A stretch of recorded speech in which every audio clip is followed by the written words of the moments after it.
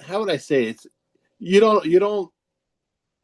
I know it's about child abuse. When you think of child abuse, your first instinct, of course, is the defense of the child, right?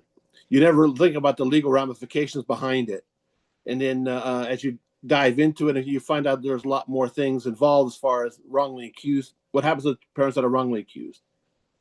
I'm a perfectionist, also a constitutionalist, and the Constitution is pretty clear. As you have the Fifth Amendment rights. You have there's provided constitutional rights for things, and this is one of the few times that I came across where it didn't seem to apply. Not a single amendment to the Constitution applied to Lorina's case, and she can probably elaborate more on that. So, and So, Reina, so take us through it. I know that Thomas shared how you both got connected. So tell us a little bit about your journey and, of course, yourself and how this all came together. Thank you, Train. Thomas and I worked together many years ago, and I've been following him and his wife. They have B&B Productions. It's a awesome film production company. And I've just been watching his work over the years. They've been doing an amazing job making documentaries about the Holocaust because his dad was a Holocaust survivor. And a few years ago, well, I've been on this journey. So back in 2015, my second son was born and went through a horrible situation with him. And I've been a huge advocate, national advocate for families all over the US and even worldwide. I didn't know at the time, but now, so many years later, I've realized that so many families are going through a similar situation and their children are being misdiagnosed and they're going through just like horrible situations. And like Tom was saying, the Constitution isn't applying. And so I contacted Tom and I was like, hey, our story's been all over national news and local news. And I was featured in one of the hit documentaries, Take Care of Maya. They had 14 million views on Netflix. And I was just like, hey, I have this heaviness on my heart that we really need to turn our story into a documentary as well. And hopefully this awareness can help other families and help people feel less alone and help continue to add that spark across our nation for much needed change. And so Tom met with me and we've been working so hard on our documentary for almost like a year and a half already. And it's been an awesome journey, but it I'm just so excited for people to see it. We released a trailer of the documentary about 4 months ago, and hopefully it should be live within the next few months. So I know that when we first met, you shared your story that one of your children was diagnosed with had a was diagnosed with something, and then it turned into a situation where they wanted to take your child away from you because they thought that there was a form of abuse going on. With your story now being out in video form and you're working with Thomas, looking back, what are some of the feelings that you're having now on that journey? I'm sorry, can you please repeat the question? Being that Yeah. everything happened and then now?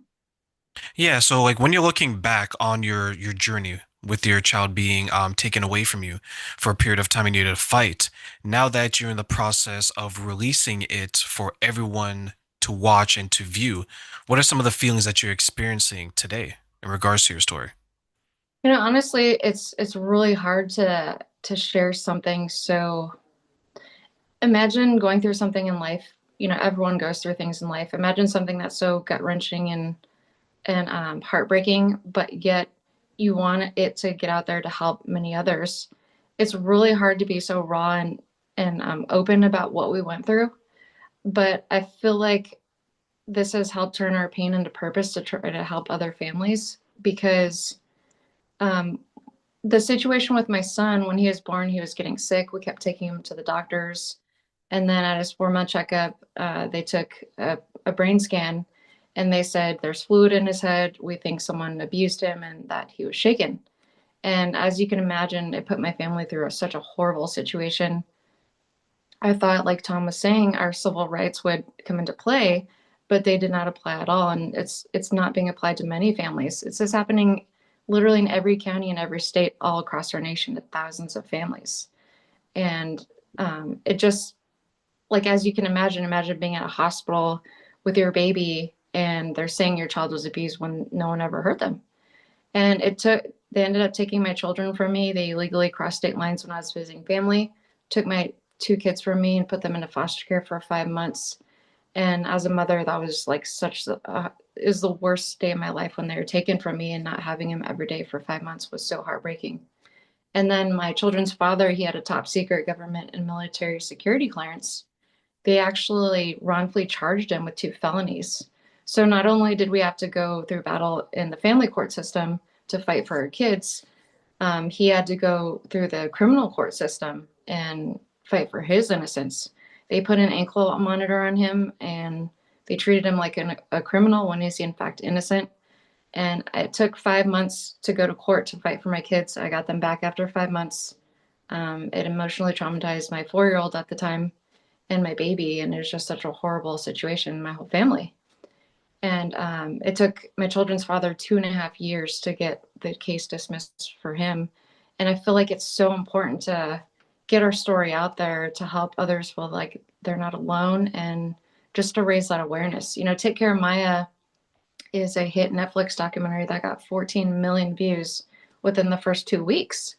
And they're getting calls. The producer for that documentary is getting calls all throughout the day, every day. And so many families are going through this nationwide and worldwide. And that's why we feel so important to share our story, to raise awareness, and to hopefully continue to help fight for change. And I feel so blessed and thankful for Tom and his whole team for helping us get our story out there, because I knew making a documentary and a film is not easy by far. And I appreciate Tom and his team so much, because, we've had challenges along the way, but I'm so thankful and blessed that we've been able to work through them. Filming. I had to be refilmed 4 times because we kept having issues with the audio. So I lived in Nevada at the time, so I traveled to California. It's like a 5-hour trip. So then it didn't work with the audio then, and then they had to drive to Nevada to film again. So it's just, there's a lot of things that come up with filming that are challenges, but when you have a great team and you work through it together, it's a huge blessing. And Tom, when you heard Lorina's story, what was your initial emotional response to that, and or your thoughts? Well, first, I before I put my name to any film, I do a lot of vetting. Especially, like I said, I do films about the Holocaust, and we get tons of inquiries about that. So I got to vet those people. So I want to make sure what I'm putting out there is accurate, and all my T's are crossed and my I's are dotted. And Lorraine sort of just seemed compelling. I'd always thought on that law enforcement and the legal system would always have the child's best interest at heart, which I guess in a way they do. But more I dug into it, it seems like Lorena said, I'm just amazed how the legal system and law enforcement just throws away the Constitution in this. I mean, you have more rights as a convicted or as alleged murderer than Lorena did, which is true. The legal protections are granted. It's just on a different story about this. Like one of my team members, here's a really solid. It just brought it home. The sound engineer recently, who's worked on this film this length as almost a year and a half.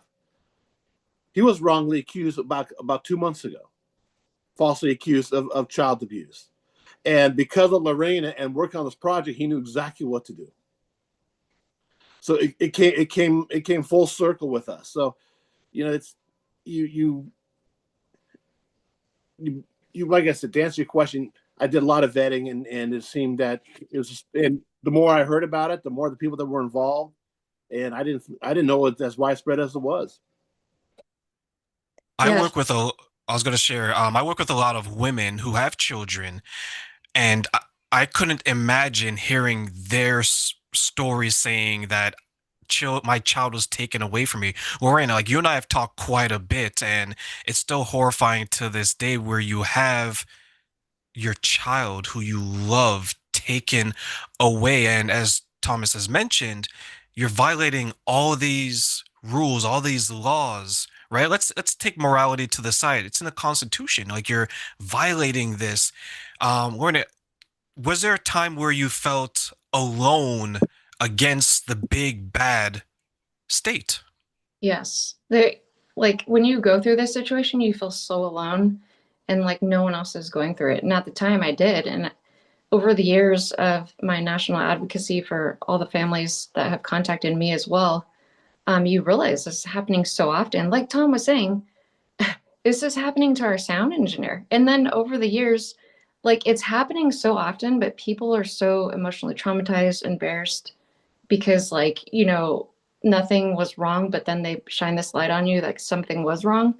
Like this happens so often. All the people that we're connected with, it has happened to someone like for instance, my cousin, she's an attorney in Los Angeles. And she contacted me and she's like, "Hey, my friend in Florida is going through the same thing with a baby." And then my pet sitter, for my dog when I have to travel, she was like, "Hey, I know someone that my friend also went through this as well." And it's happening so often. There's around 600,000 children in the foster care system right now. And the Children's Bureau did a report that found that 91% of child abuse cases are found to be false and unsubstantiated.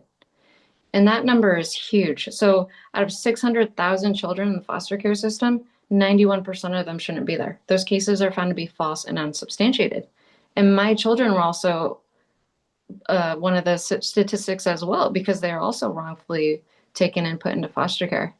And our medical expert, when we interviewed him, he actually said, he's one of the few doctors that's willing to go to court to fight for families. Like a lot of the doctors, they just don't want to get involved in the court system and with law enforcement. So I'm so grateful for him. And he said that people have contacted him all over the US, in Canada, and the UK. So it's happening so often and just people aren't aware. Well, like I And said, that also is, go ahead, Thomas. as a son of a Holocaust survivor, which I am, and some of the things that I've seen and listened to, it seems it's right out of the ghettos. There's a scene in the film. I won't give too much away. I don't like giving too much of the plot away. But there's a scene in the film, live footage of her children being taken away, and my wife and I are watching it, and said, "This seems like the SS coming knocking at the door." So there is that connection to me. Answer your question before, yeah, there is a little bit of connection. There's something there that, like I said, just as a Jewish person and as a son of Holocaust survivor, seems just it's a page right out of the ghettos of Warsaw. So for you, Thomas, then, since you mentioned that, are there any other similarities that you saw between the Holocaust, for example, since you make films about that, and Lorina's situation? Well, like when a child being ripped out of your hands. If you look at the ghetto, the concentration camps, you have mothers have their children being ripped out of their hands. I mean, they're going, obviously, the severity is a little bit different, but the scenario is the same, right? So, and in the same case with Lorena, you have law enforcement coming to her door where she was, knocking at the door and taking the children away, literally right out of her hands. And that is a scene played over and over again in the concentration camps in the ghettos of Warsaw and in Eastern Europe, 80 years ago. So you would think here in the United States of America, what happened in Eastern Europe would not be happening here, and it is to an extent. I mean, granted, it's not it's being gassed or murdered, but still the emotional trauma is the same. Yes. And Tom hit it right there. They hit the nail on the head right there. Is I also it's a huge blessing for me to not only be in the documentary and the documentary cover our story, but also to be the executive producer, to have save like, hey, this is what I've noticed over this so many years of what families have told me, such as like healing. Like I've taken so many years to heal from this emotional trauma, and I wanted to also make the documentary to help others like how do you heal from this? How important then, and I'll ask this question to the both of you, is this documentary in the emotional healing of maybe yourselves or those who would watch it? Yes, all of the above. For me, I put the story together, and then it's the hard part is taking all years of footage and trimming it down to a 1 hour documentary. There's so much footage in there; it can be a 2.5 hour film. But you in the his you don't want to stretch that long. But so I have to. The skill is having to take what her story and condense it into an hour film, and hopefully that springboards others to contact her. Maybe the film might miss a few things here and there that we wanted to cover but we couldn't. But hopefully that stirs the emotions and the interest for people to contact Lorena or us for future episodes. We were going to make a feature film, like a 2 hour docu film about it, but I figured let's go with it like a series almost. So each story would be unique and different. Lorena is a story. You have someone else who may have a different angle, so we can break it up into different segments. And the awesome thing about it too is our story's been on national news, local news, People Magazine, tons of news and media have shared it, and we're so thankful. But as you know, like news stations, it's only like, a 2.5 minute clip. And, there's so much into what has happened. And it's awesome that Tom could go in and, our interviews that we filmed with everyone, sometimes they're like 2.5 hours. And he has that very special gift and skill to take those very important parts, and it is hard. Like the doctor, for instance, like that interview was amazing. And I'm like, I wish we could film all of it. But like Tom was saying, it can't be like 2 hours. So it's amazing to learn and see more about our story, because there's so much more that happened, and the news tries to cover it as much as they can, but it's a very short clip of about 2.5 minutes. So that's what's amazing about our documentary, is it could go in and just all the interviews too, and people speaking, it takes like a more intimate dive into what's really happening and how can we help people feel less alone and raise this awareness so we could continue to fight for change. And also, like, how do you heal from the situation? I hopefully people will see it and learn so much things that can also help them as well. I watched the trailer a number of times, and there's a scene that stood out to me, and hopefully I can get your input from the two of you. Is that I believe it was a woman yelling, "You're taking that child. How much did you get for it? Was it $600?" As in 6,000. like 6,000. Sorry. So there's like a price on the child. Can you elaborate on that powerful part of the trailer? Tom, do you want to say it, or do you want me to answer that question? Well, for me, that's like I said before, that's a scene right out of the ghettos in Eastern Europe. Uh, the child just being taken away, and also there was a question that I asked during the interview, and what always puzzled me is there are cases like here in California where CPS were called to scenes, legitimate child abuse cases, and they ignored it. And then you find out months later that the child is dead. It's been murdered by the abusive parents. So my question is, why would CPS ignore a legitimate child abuse case and go after somebody like Lorena? It boggled the imagination. Then we find out there's a financial ring to it. There was my answer. So. Yeah, it's very, it's a very complex situation of what's going on behind the scenes, and I'm glad that we're able to shine a light on that a little bit.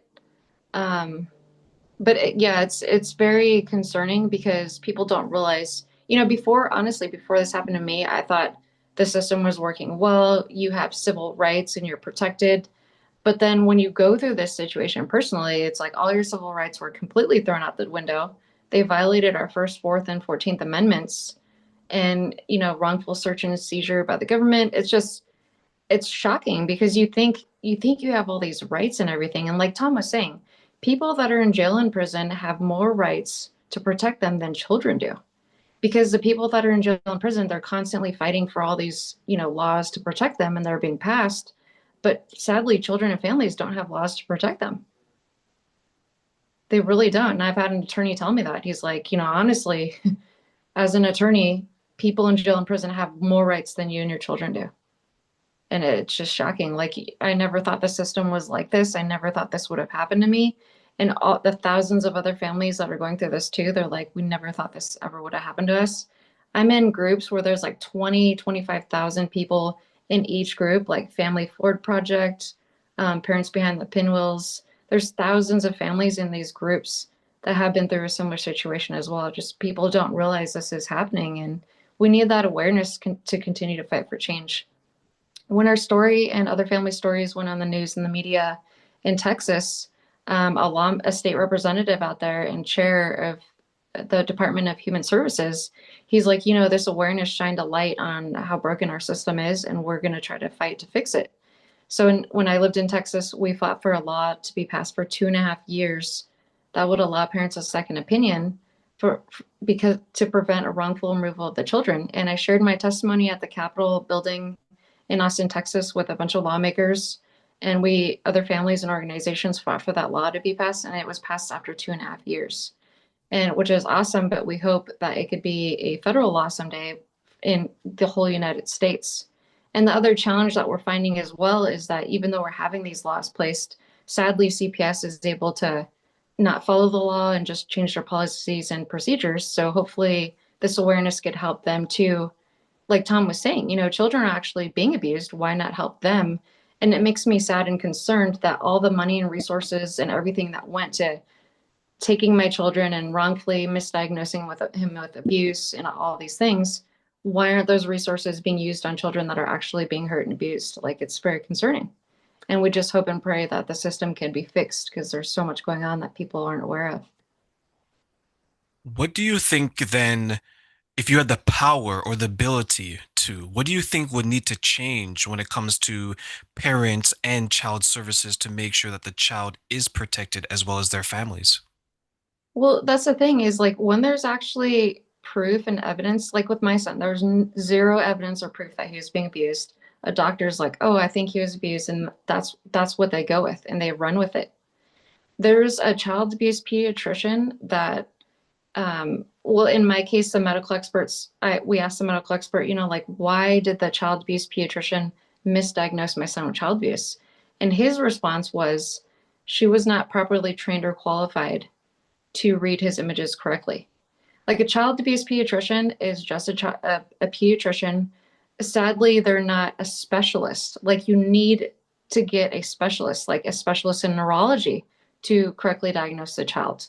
And child abuse pediatricians, sadly, it's like that saying, you give a child a hammer, they're going to hit every nail thinking it's abuse, when it's not. And they just go on the side of caution, like, oh, let's just take the child just in case they were being abused, even though there's zero evidence. You can't do that, because if you could imagine being a child like my son, my oldest son, 4 years old, and you're ripped out of your parents' arms and you're being placed with strangers, the emotional trauma that affects that child and the family is lifelong. Like, this, even in therapy, years of therapy and healing, like, these are emotional scars that never go away. And the system can be fixed, but it's just our lawmakers and people willing to continue to fight for that. Like, it's been such a battle to fight for change. Thankfully, we've seen some little changes, but it's really hard. We really need people to have this awareness, like, hey, this is happening, and how do we fix it? Because if people don't know there's a problem, how are they going to fix it? And it's been like not heavily publicized, because if people know about it, then of course they're going to want to try to fix it. And that's a fantastic point, because before you and I met, maybe I was ignorant. And Thomas, I'll get your input on this as well. I thought for the most part things are working, and maybe it is, and we're just thinking something else. But when someone like yourself or the two of you raise these alarm bells, pull back the veil and say that, hey, what you thought was happening is not always happening every single case, it does make us pay more attention and to refocus and say, maybe there's more cases like Lorina's out there. You both touched on the laws that were not respected and were violated.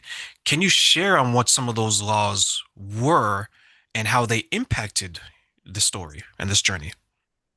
Well, you know, the minute someone's arrested, there's a simple thing in the United States called innocent to proven guilty. Versus now, the reverse has happened. You're guilty to proven innocent. And to fight for your innocence is very costly. Like Lorena, it's emotional strain. Like I said, our sound engineer just a couple months ago, not going to had no idea that any accusation being leveled against him. Next thing you know, he's got a knock at the door, a warrant's coming in. They walk into the house and say, "Where are the children?" Not asking what happened. Let's talk about this. Not even coming into it. Have a sit down. You watch, any Law and Order episode you watch. What do they do? They're bringing them in for an interrogation before they even make an arrest. That's television. So this is real life.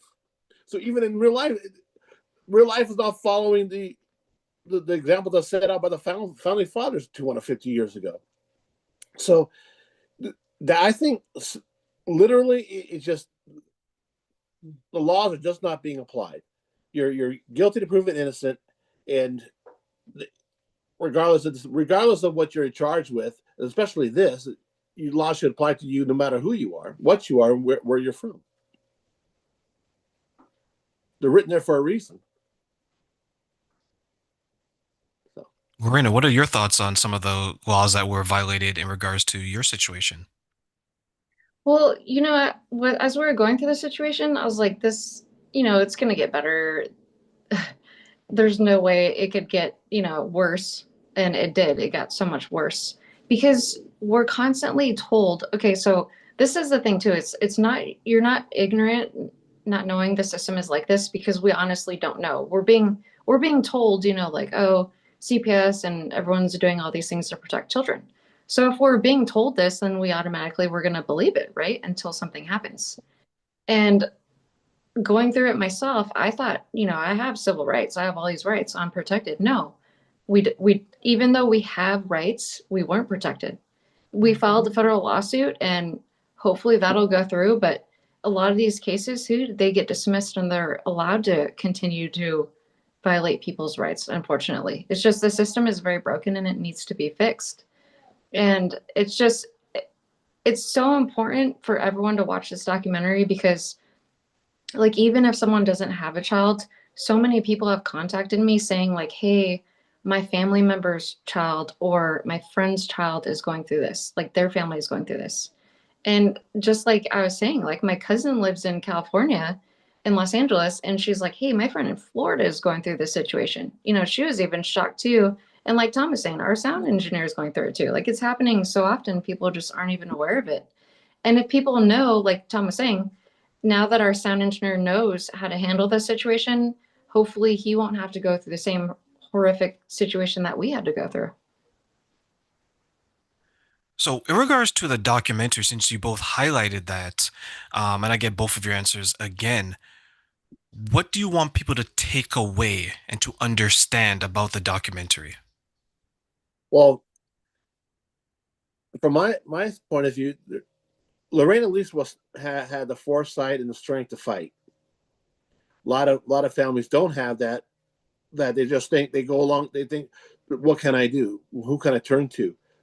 Hopefully, this documentary can let you know there are avenues that you can take. There are means in which to fight and to not let the system trample on top of you. You can get out of it. And that's, like I said, our sound engineer found that out just by meeting Lorena and doing the film. That there are avenues available, and that's what I like to get across. That you're not, the laws do still apply to you, regardless of what they say, and if you have the courage to fight, more oftentimes than not, they'll you will be successful. At least from what I gather. So a lot of families just seem to take it, and they don't know where to turn to. They don't know who to call, and they just assume that is the way it is, and they go through a lot more. Hopefully this alleviates a lot of that. Yes, and I really hope that'll bring a message of strength and hope to everyone. And so many people, after going through a situation, they don't want to talk about it. It's so emotional, traumatizing. It's so embarrassing and humiliating. Like, you wonder, like, what are people going to think of me? I'm being wrongfully investigated for child abuse. Thankfully, all of our family and friends, once they heard about that, they're very supportive because, you know, they've known my children's father and I since we were babies, you know, and they're like, we know you guys would never do this. I trust you with my kids. And thankfully, we had a huge support system with our family, our church, and friends, and everyone. And, you know, sadly, a lot of people don't have that. And then also, you have to hire your own attorneys to fight for you. We had to, and that's very expensive. That's 80 to hundreds of thousands of dollars. We had to sell our house to pay for our attorneys to fight for us. And, you know, it's just, we literally, this is literally mass destruction of people's lives. You lose your children, you lose your home, you lose all of your finances, you lose everything. And to to just like have that strength and hope that I hope our documentary will give to others. That's what I hope and pray for, and the healing that could come through that, this awareness in our documentary. And it'd be amazing if the president, vice president, and everyone that's able to make these huge decisions can watch our documentary. Because, you know, if they send our documentary to the president and people in the government that can actually make these huge changes to protect children and families, it'd be a huge blessing. And even attorneys and judges, you know, they need to see this documentary. This awareness is huge and it's so important to get out there. I look at the work that you both have been doing with this documentary, and I think it's going to serve as a blueprint to not give up. And Lorena, you did a fantastic example from your own journey that you had to sell your house, you had to pay all this money because you wouldn't give up. Because in your hearts of hearts and in your minds of minds, you knew that you weren't this person that maybe you're being painted, maybe some people over here believed. And I can see a lot of parents unable to handle the guilt and maybe some of the shame where, oh my God, my neighbors might think this of me, or my acquaintances, or things like that. How were you able to not feel that profoundly and let it maybe stop you from seeking justice and finding out the truth? Honestly, the deep emotional pain of, you know, if you're a parent and you have your child taken from you, that deep emotional pain you feel is undescribable. It's completely heartbreaking. Like I literally not having my children every day for 5 months was so heartbreaking. I can't even explain it. Like it hurt my heart so bad that I didn't have the energy at times to just go make myself some food because I miss my kids and I was so heartbroken without them. So honestly, my faith and prayer and support system for my family and friends helps me get through that because it's such a horrible pain that you can't even describe. And some parents have had their children also wrongfully taken from them. They have committed suicide because the pain is so hard. It's so horrible and undescribable. And I just hope that this can help save many lives. Like this awareness and changing the system can help prevent parents from even taking their lives. And the reason why we continue to fight for change is that parents and caregivers, there are people in jail and prison right now that are in fact innocent. I know Mother Tanya in Tennessee, she is in fact innocent and she was wrongfully convicted for 16 years. She has two daughters and she is innocent. So people in jail and prison right now are there and they're in fact innocent. And then so many children are in the foster care system, they should not be there. Because they don't just take the child that they think are being abused. If you have 5 kids, they take all of your children, not just that one child. And children are being abused in the foster care system as well. So I hope and pray that this documentary could just help save many lives and help create this huge awareness for change that we really need. I've been a national advocate for about 9 years, going on 10 years. And as we continue to fight for change and meet with lawmakers and join with organizations, it's been a huge fight for change. But we can't give up. We have to stay strong and we can't lose hope. And one final question for the two of you, in regards to your documentary. I'll start with Thomas. Thomas, what do you want people to take away from the documentary? What type of awareness do you want to raise? Just like I said before, that there are ways in which to fight. There are avenues that you can take. Who's ever going through it, you're not alone. This has happened, and people like, if you need to contact somebody, Lorena is a great source of support, and she has the contacts and the access to help that you might need. And a good example, like I said, that you're not, like you said before, you mentioned earlier that you're embarrassed by your neighbors and what people might think of you. Well, you sometimes just got to put that aside. You got to put that aside. I don't really care what my neighbors think. I don't care what my friends are saying. I know deep in my heart what is right, and this is what I need to do to correct it. And hopefully that document will let people know this is not about your neighbor. This is not about your coworker. It's about you and your children, and that's all you need to focus on at that moment. And Lorena, final question for you is I'm going to do it in the form of giving you 3 wishes. And these are 3 things you can wish people knew about this question. So, Lorena, what are 3 things you wish people knew about not giving up in fighting for your children? 3 wishes that about, sorry, can you say that one more time? Yeah, what are 3 things you wish people knew about not giving up and continuing to fight for their children and families? Number one, I hope that people know that they're not alone, because when you go through this, you feel so alone. And to stay strong, never give up, and keep fighting for the truth. And that there are resources and advocates and people out there that can help. And I have 10 years of knowledge, like 10 years of knowledge of this whole situation. It's huge, and then the resources, and that there's organizations and people fighting for change, but we don't see that and we don't hear about it often. And I hope and pray that our documentary will get out there to millions of viewers. It's called The Hidden Truth. It's not the complete name, but we'll release everything more. And I hope